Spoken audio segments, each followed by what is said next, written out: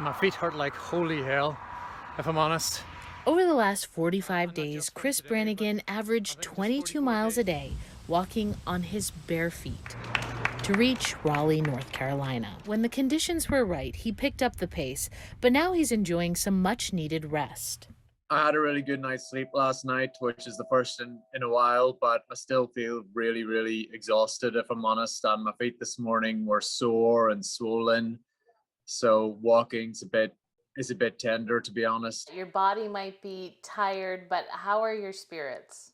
I feel great. You know, we've we've achieved a lot during this journey, connected with Boston Children's Hospital and the Children's Hospital of Philadelphia, which is really amazing because they're really powerful allies to have on this rare disease journey. CDLS is estimated to affect 1 in every 10,000 people. Hosty was diagnosed 3 years ago after years of searching for the root cause of her many challenges. Our journey is still in its early stages. We still have a lot of money to raise. We still have a long way to go before we create this gene therapy for children with CDLS, but I'm hopeful that we're going to get there and we're going to be moving to clinical trials in the near future. There are currently no treatments for CDLS.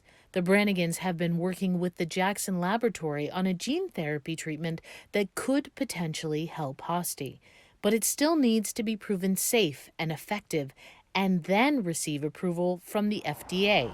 It also needs a lot more money. Money the Brannigans have been trying to raise through their nonprofit called Hope for Hosty. You'd raised $1 million last year. You needed to raise an additional 2.5. How far are you from your goal? So I think we still need to raise about another $2 million, which is a huge sum of money, really. You know, we're just a normal family, two working parents, and we just don't have access to that sort of money. So our fundraising journey continues, but our hope is also as the research progresses, we'll be able to access grants and other official sources of funding to help make this treatment a reality. Brannigan says he's raised around $125,000 during his walk in America. Were you disappointed that you didn't raise more on this walk? No, no. To be honest, there's no roadmap for fundraising. There's no sort of hard and fast way of making sure that it's going to be a success and raise tons and tons of money. There are lots and lots of worthy and great causes out there. We're just really glad that we met so many generous people who donated, who listened to our story, and that we raised so much awareness about a condition that otherwise no one would have really ever heard of. So we're making really steady and strong progress, and we're happy with that. You stay so positive, Chris, every time I talk to you, when you post things on social media. But I know this was hard. What were some of the biggest challenges you faced on this 1,000-mile trek? Um, you know, loneliness and isolation was always an issue.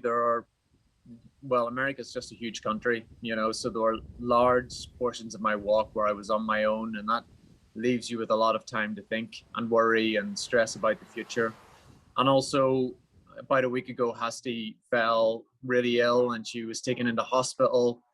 And, that was really worrying because I couldn't get home quickly. I had to travel back along my route to try and get on a plane. Thankfully, she recovered really fast and I didn't have to cut my trip short. But not being in a position to run to her side was really stressful. No support crew accompanied Brannigan on his walk.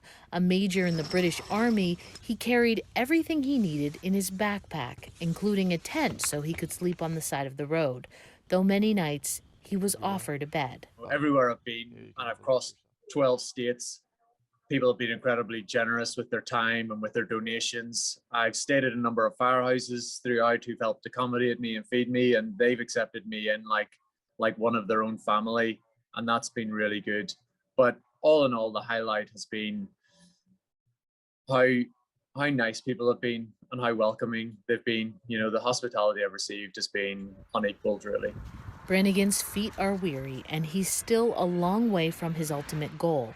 But for this father, even getting one step closer to a treatment for his daughter has made his long journey worth it. We're really confident we're going to get to the end, that the end of this tunnel will be a treatment for Hasty and other kids across the world who have Cornelia de Lange syndrome.